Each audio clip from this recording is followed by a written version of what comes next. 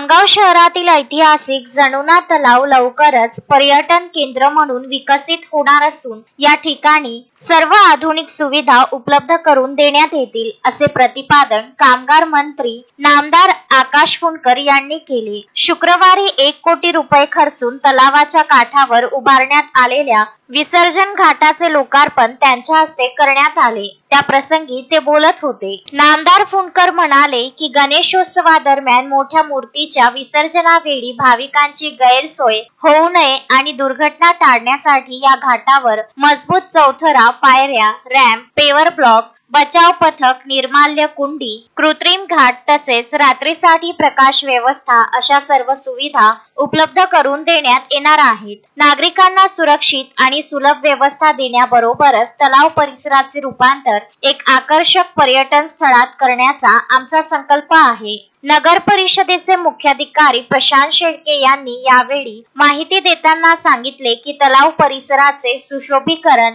मोठ्या प्रमाणात सुरू आहे। येणाऱ्या काही दिवसात येथे water park, boating, oxygen park, पक्षी निरीक्षण केंद्र आणि श्रम साफल्य उद्यान यासारख्या सुविधा उभारण्यात येतील। या उपक्रमामुळे खामगावकरांना निसर्गाच्या सानिध्यातील एक उत्तम पर्यटन केंद्र लाभणार असून शहराच्या सौंदर्यात भर पडणार आहे। कार्यक्रमाचे प्रास्ताविक उमाकांत कांडेकर यांनी केले तर संचालन योगेश हजारे यांनी केले तर आभार संजय शिंगारे यांनी मानले। यावेळी ठाणेदार रामकृष्ण पवार, ठाणेदार सुरेंद्र अहिरकर, शहरातील विविध गणेश मंडळाचे पदाधिकारी, माजी नगरसेवक, संपादक, पत्रकार बांधव, भाजपा पदाधिकारी आणि नागरिक मोठ्या संख्येने उपस्थित होते।